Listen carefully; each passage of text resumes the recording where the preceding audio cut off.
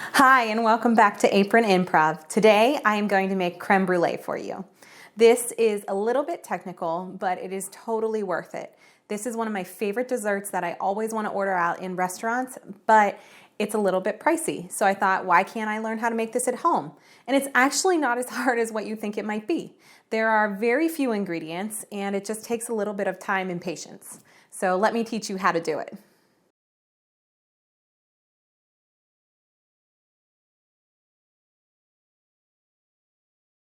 The ingredients that I'm going to use today are milk and heavy whipping cream, which I've already pre-measured out into this cup, eggs, which will be split, 1 whole egg and 3 egg yolks, so the whites will be removed and put to the side, sugar, and a vanilla bean, which you can find at most grocery stores. If you cannot find these are also available online.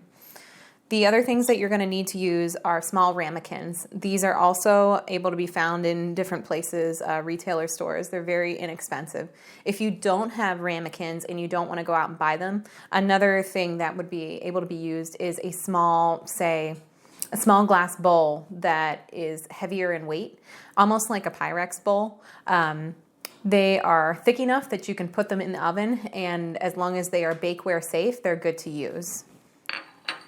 The last thing that you're going to need to be able to make authentic creme brulee is a torch. Underneath here is where you would hook up the gas canister that you can buy in even Walmart. You use butane to be able to fire this, and that will help caramelize the sugar whenever we are all done with the creme brulee and after it's set, and when you top it off whenever you're ready to eat it.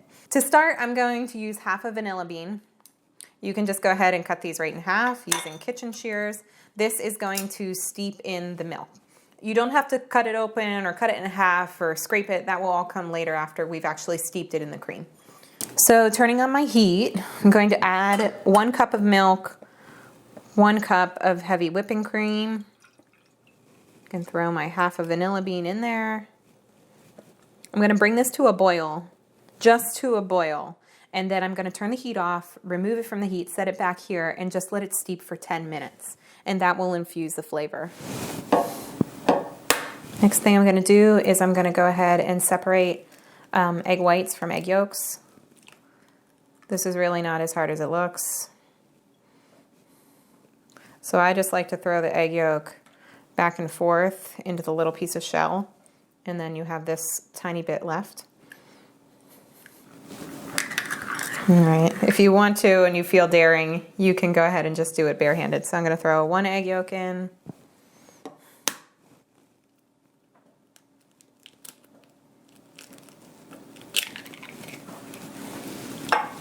Second egg yolk.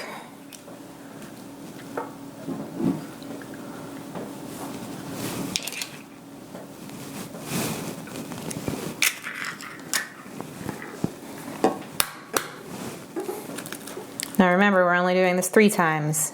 We use 1 whole egg in there.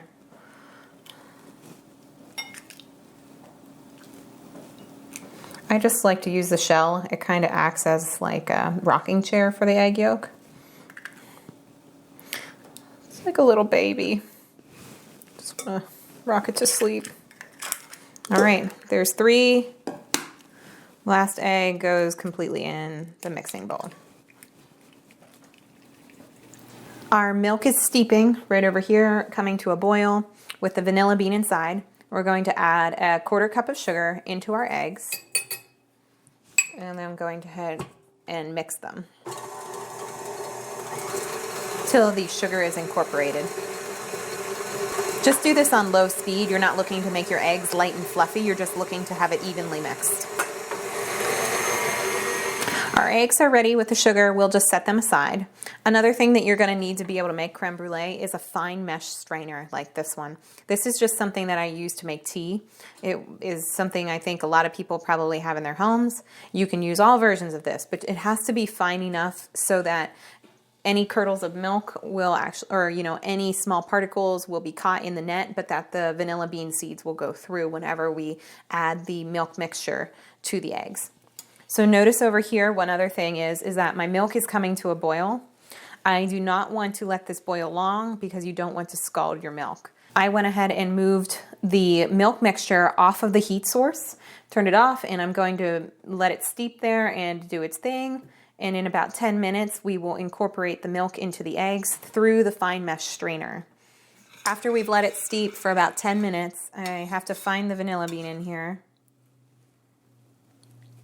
And we are going to slice it open at this point. So I'll hold one end of the vanilla bean and cut it open.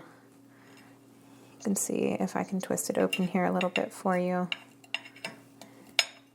You can see all the little beans inside of it. I'm going to flip my knife over and press down the sides and just kind of scrape. And these are the little seeds that you want to see, and you want them to go back into your steeped milk. They make it so, so good. Some recipes for creme brulee call for a little bit less vanilla. I think it depends on the grade of vanilla bean you're using. Grade A and B are, I think, the better ones for whenever you want to make things like this versus making like your own vanilla to cook with, where, you know, you mix it with, I think it's vodka or rum, and you just put a bunch of, you know, grade C beans into it and let it sit for a month up in your pantry, and then you have full-blown normal vanilla. But, so anyhow, scrape that, make sure you get all that goodness out of there. Don't slice your finger. Use a sharp knife. Sharp knife, you won't cut yourself as often as if you were to, you know, use a dull knife. Put the whisk down. We're going to turn this on a low speed. And in a steady stream, add the cream and vanilla bean to it.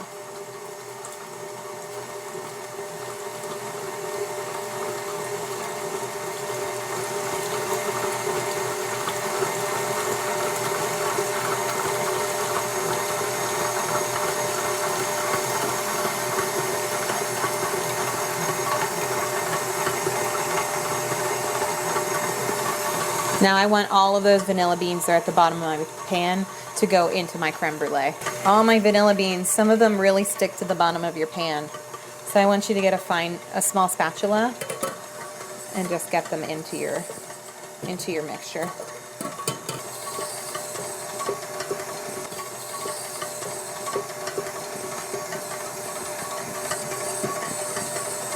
So now that this is mixing together thoroughly, we're going to move it from this bowl through the fine mesh strainer into this glass bowl. It has a spout, so it's going to be easy to pour into my ramekins. Don't neglect the straining part. You have to strain it because any possible egg that actually just cooked as we added in our milk should be separated out from the creamy mixture that is left. My fine mesh strainer will sit right on top of this. This also makes it very easy for me to pour it into. I'm going to switch hands here so you can see. Slow pour through the fine mesh strainer.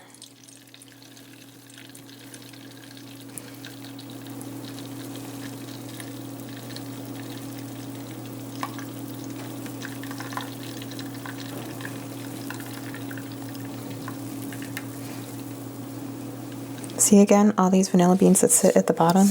I want them in my final product of my creme brulee. But it's important to put them through the strainer because then they actually break down and there's not these huge chunks of black things floating in your creme brulee. It's beautiful and evenly distributed. I'm going to help this along just by moving things around in the strainer.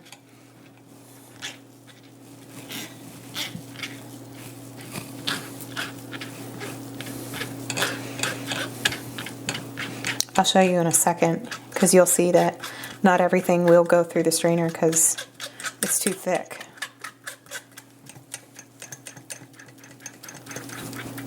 So you can see that this is pretty gelatinous. This is actually some of the egg white that cooked while we were adding the cream mixture there. So you don't want that to make it into your final product. Tap off the bottom of the strainer. You can scrape it into there. Again, I want as many of those little vanilla bean seeds to get into my final product. Paid a lot of money for that vanilla. I want it to be in my dish. So this is the beautiful end product. And we're going to pour it into the ramekins. Fill your ramekin about halfway full. And then go back and add a little bit more if you have extra. These are half-size ramekins to make the portions a little bit smaller. I would like to have a bigger ramekin. I'll put that on my Christmas wish list. Again, I said that if you didn't have ramekins, you can use these baking safe glassware. But they do take a little bit longer for it to actually cook through. Only going to fill those up so far. Maybe about an inch at max from the bottom. You also want to try and make sure that they are about the same height. Otherwise, your one ramekin will be done cooking, and then the next one will be done cooking, and that's just frustrating. So try and make them as even as possible. So I'm going back and I'm adding a little bit more. Oh, look, there they are. See them all? So I'm going to give it a swirl. See, I told you, a little bit more technical than some traditional desserts, but definitely worth it.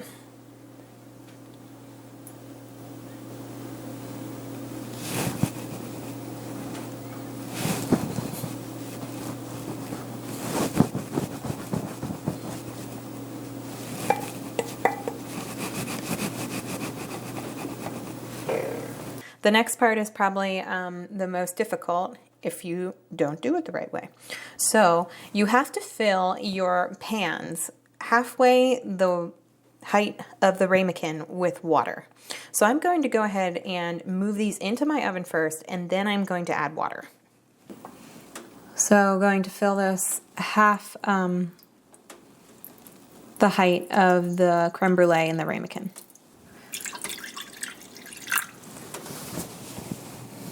I think that should about do it there. I'm pouring down between my ramekin on the side here. Also, make sure you get it halfway up.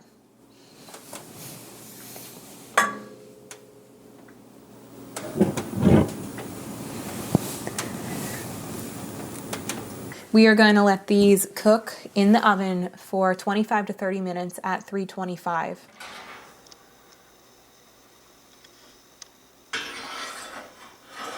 You want your creme brulee to have a bit of a wobble to it, so whenever you tap the glass, you actually see it move a little bit in it. I'll show you with the other pan as well. Otherwise, it's overcooked. I'm removing them from my pan of water just so that they start to cool down. I use a slotted spatula. That's probably the easiest way to lift the whole ramekin out of the hot boiling water. And in a few more minutes, I will pull the other pan out. Remember, the thicker bakeware takes a little bit longer to cook. So I'm giving that approximately another 3 minutes, and then I'll check it again. This small ramekin took 27 minutes, and it was perfect. See, when you shake them, they still have a bit of a wobble to them. My creme brulees have cooled down to the point where I can pick up the ramekins without burning my hands off. So I am going to cover these in saran wrap or press and seal, and then put them in the refrigerator to cool down and set for 2 hours. After that, you can enjoy them. I have pulled my finished creme brulee out of the refrigerator. This has been able to set for at least 2 hours at this point. So to finish it off, the final touches is just to sprinkle some sugar on top of it and then caramelize it with the torch. You can use white sugar or you can use brown sugar. It's really your own preference. I'm just going to use white sugar because this is what I have in a sugar shaker, and it's very easy. So I'm going to put it on the spoon because I'm better able to control the distribution of sugar on this creme brulee. So I'm just going to sprinkle and tap it the whole way around it. You don't want to get one big clump of sugar in the center. So this is the easiest way you can do that. And I'm gonna put just a little bit more on there, because you want to have enough sugar that it actually has something there to caramelize. If you don't, then you're just heating the cream, and you won't have that nice layer to crack through. Okay, so I'm ready to go ahead and light it.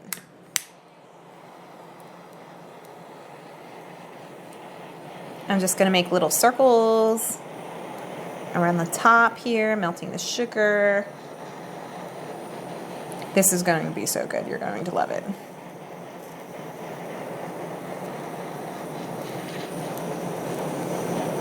The only problem with this recipe is that it makes me 7 creme brulees, so I have to eat 7 of them.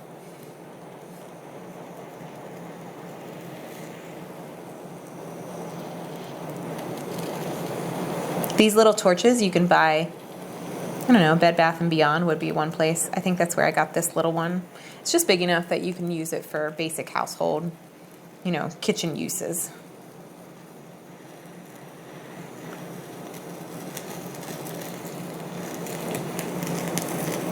Just gonna get a little char on top here, a little golden brown.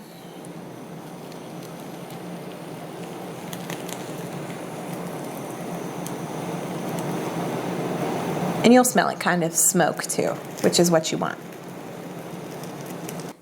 And you should be able to hear a good crack. There is the sugar caramelized on top, and underneath is the beautiful smooth cream with vanilla bean inside. Don't forget to subscribe and like my channel so that you can watch for other recipes like this one. See you next time.